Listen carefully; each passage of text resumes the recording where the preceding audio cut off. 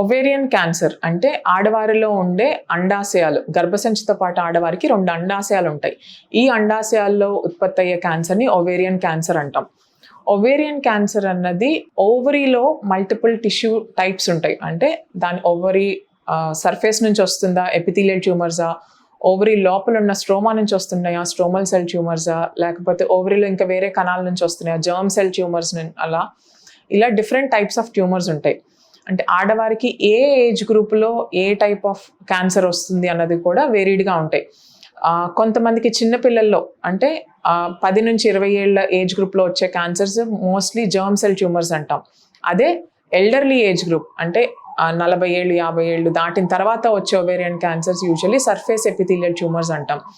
ఈ different types of ovarian cancers presentation వేరేగా ఉంటుంది, దానివల్ల వచ్చే ప్రాబ్లమ్స్ వేరేగా ఉంటాయి, దానివల్ల మనకి వచ్చే ప్రెజెంటేషన్ సిమ్టమ్స్ కూడా వేరేగా ఉంటాయి. సో చిన్నపిల్లల్లో వచ్చినప్పుడు ఏంటంటే వాళ్ళకి యూజువల్గా పొట్టలో నొప్పి వస్తుందంటాం, నెలసర్లు డిస్టర్బ్ అవ్వటము, ఇట్లాంటి కారణాలతో ప్రెజెంట్ అవుతారు. అదే బాగా పెద్దవారిలో ఈ క్యాన్సర్ వచ్చిన మెయిన్ ప్రాబ్లం ఏంటంటే సిమ్టమ్స్ అన్నవి ప్రెజెంట్ అవ్వవు అన్లెస్ మనం లేట్ స్టేజ్లో. యూజువలీ క్యాన్సర్ అనేది డిఫరెంట్ స్టేజెస్లో ఉంటుంది, స్టేజ్ 1, 2, 3, 4 అని.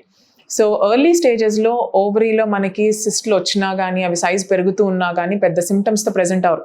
ఏదో పొట్ట పెరుగుతుందనో, లేకపోతే బరువు ఎక్కువైపోయిందనో, ఆర్ నాకేదో కొంచెం నలతగా ఉంది, తిన్నది అరగట్లేదనో, ఏదో ఇవి చిన్న చిన్న గ్యాస్ట్రిక్ ట్రబుల్ అని ఫీల్ అయ్యి ఆడవారు చాలా వరకు ఈ సిమ్టమ్స్ని నెగ్లెక్ట్ చేస్తూ ఉంటారు.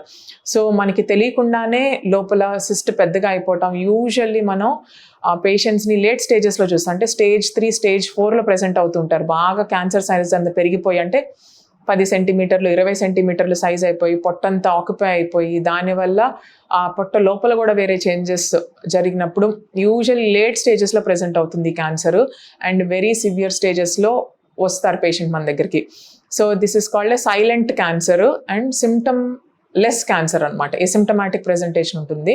సో చాలా అలర్ట్గా ఉండి చిన్న చిన్న ఇబ్బందులు ఉన్నా కానీ ఆ పేషెంట్ కొంచెం ఎర్లీగా రికగ్నైజ్ చేసి వస్తే ఒక అల్ట్రాసౌండ్ స్కానింగ్ చేయటం వల్ల ఆర్ కొన్ని ట్యూమర్ మార్కర్స్ చెక్ చేయటం వల్ల క్యాన్సర్ని మనం ఎర్లీ స్టేజెస్లో కనుక డిటెక్ట్ చేయగలిగితే ట్రీట్మెంట్ ఆప్షన్స్, దాని తర్వాత సర్వైవల్ రేట్స్ అనేవి బెటర్గా ఉంటాయి.